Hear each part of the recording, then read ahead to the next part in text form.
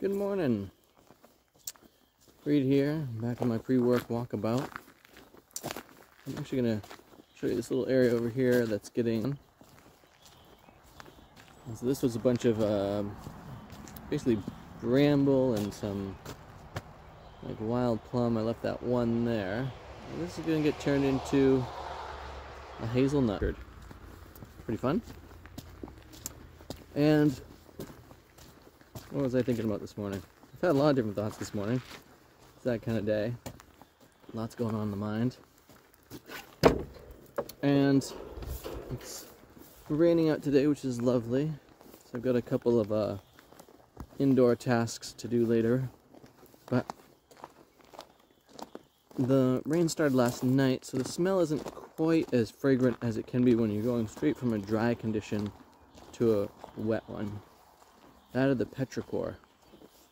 And as I'm thinking about that this morning while I'm driving in, and just the different musky smells that come up in this weather, that notion of what are all the different smells that we can experience.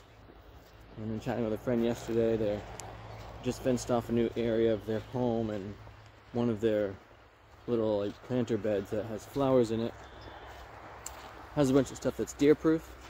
And so I don't remember the name of the flower he mentioned, but he's like, oh, I'm excited about planting such and such a thing because it has a great smell. And a lot of flowers, they only really smell when you get close to them.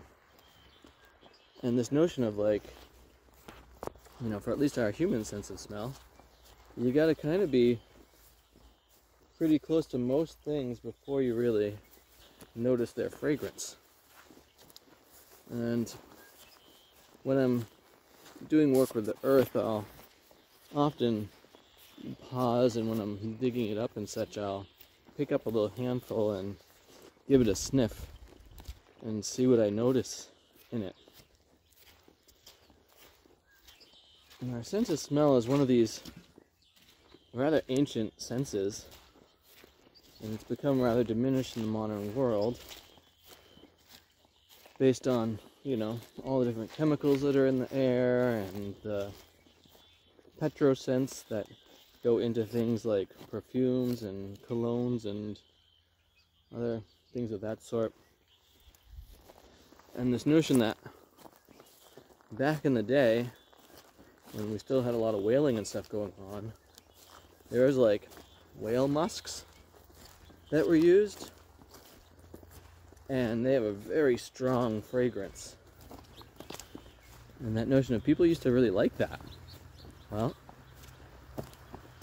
I want to encourage you to take a moment to find some different strong smelling things. Maybe it's some rosemary, maybe it's mint, thyme, oregano, sage. These are all herbs, of course, that have some bigger smells to them. And if you have some earth nearby, if you can pick that up and smell it, especially if you can go between like a dry patch and a moist to a wet patch, and see the different scents that come up with all that. I find that when I'm both taking in the landscape or working on different projects, that the sense of smell can really be a potent recalibration factor. In fact, when you're trying to recalibrate your palate because you've been eating some strong foods, frequently people will take some coffee and smell some coffee to refresh their palate. Not even drinking it, just smelling it. And so that notion of you can refresh your experience with different scents can be really helpful to, you know, help you change your mood or your disposition, or just give you a, you know, new starting place of experience. That's what I'm thinking about this morning, and enjoying noticing things like this little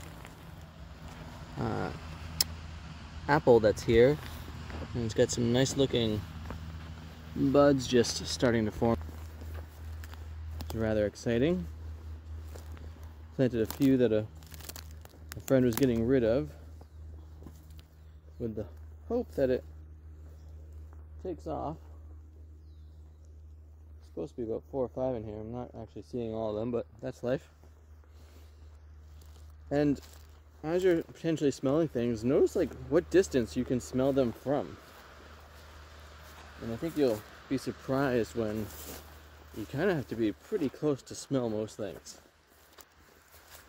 And with this practice, one of the things I like to do is, there's a paper factory that's across the water here. And some days you can smell it and other days you can't.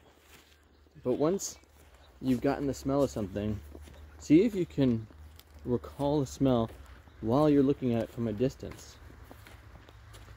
And help to retrain your, instead of it being like a muscle memory, your nasal or olfactory memory. And that's just one of the things I like to do while I'm in a creative process, is I'll think of different scents to help enliven the situation.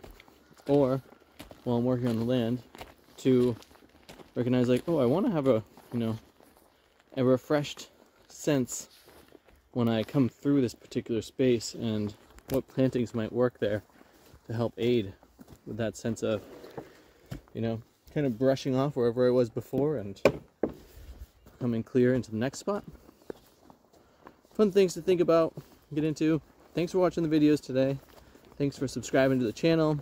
Got links in the description for my website, my Bandcamp page, where you can listen to some of the music I'm making.